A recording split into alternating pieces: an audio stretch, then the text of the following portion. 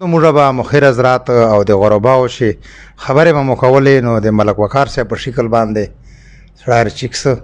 خدماتو په حوالې سره موږ یې واړه درته پیش کوو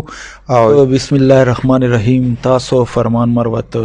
او امیر محمد بای ټولو شکریا ادا کو مروت کمیونټي له طرفه چې ما غوندې سړي ته تاسو وره لکه مروت تاله رالو او ما ته مو دا زمو دور هغه وګڼل چې واړ مو راکه الله مو خوشحاله را الله مو آباد. ما نه جانان غوښتي سپور سڼو تا ګلونه پسر لیا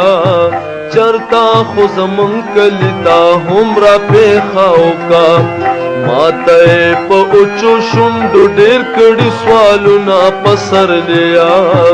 چرتا خو زمون کلی تا هم را. بسم الله الرحمن الرحیم. عزتمندو یو ځل بیا فرمان مروت د مروت کمیونټي आवाज پیش سره مخاطب ده. قدرمندو د بیس پرفارمنس ایوارډ تقسیم مروت کمیونټي आवाज طرف نه سلسله جاری ده او نن دې په حواله سره موږ لکه مروت چې ملک وقار خان د نامي ګرامي شخصیت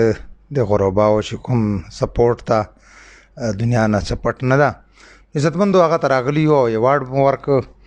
عزتمندو د ملک وقار صاحب په حواله سره یو خلیل جبران صاحب د سعودي عرب ډیر غټ شاعر تیر سلا ده د یو شعر یاد څه هغه مفهوم ده چې غلام دې که په خوب ودو ولیده مې وشوا کېدای شي که د ازادۍ خوب یې ولیده خو غني خان وایي چې نه خلیل جبران غلط لګیا رویش کا په ازادي مطلب مقصد یې پوهه کا. عزتمندو موږ به مخیر حضرات او د غرباو شي خبرې به مو کولې نو د ملک وقار صاحب په شکل باندې سړی چیکس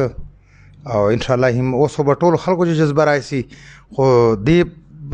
خدماتو په حواله سره موږ یې واړه درته پیش کوو او عزتمندو راځو د سره هم ملاویږو. ملک صاحب دنیا دې په سکرین ویني څه پیغام ورکړي؟ اول خو زه بسم الله الرحمن الرحیم. تاسو فرمان مروت او امیر محمد بای ټولو شکریا ادا کو مروت کمیونټي له طرفه چې ما غوندې سړي ته تاسو وره لکه مروت تاله رالو او ما ته مو دا زمو دور هغه وګڼل چې واړ مو راکه الله مو خوشحاله را الله مو آباد لره. بس ما دا میشن و د زندگی مقصد می داده چې د غریب نصیباته او هر غریب ته زه شی ورسو چې چی شي مسئله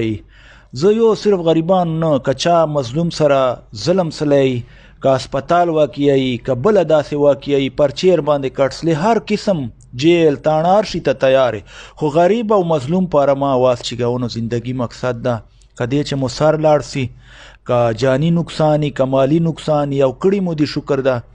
نو زه دا ټولو ته خواست کوم چې دا یو ښه کار ده سپورټ کو چې څوک یې کوي وقار نه بل به سبا زه خو به نه بل به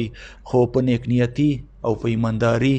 او دا فراډ دوکا دا ما وکړه لګي نه چې بل څوک یې کوي انشاءالله زه به هغه خلاف بیا اعلان جنګي او زه تاسو بیا یو ډېره شکریا ادا کوم چې تاسو دوره قیمتي وخت د عید موقع چې راو او ما حجرې ته رالو الله مو آباد لره.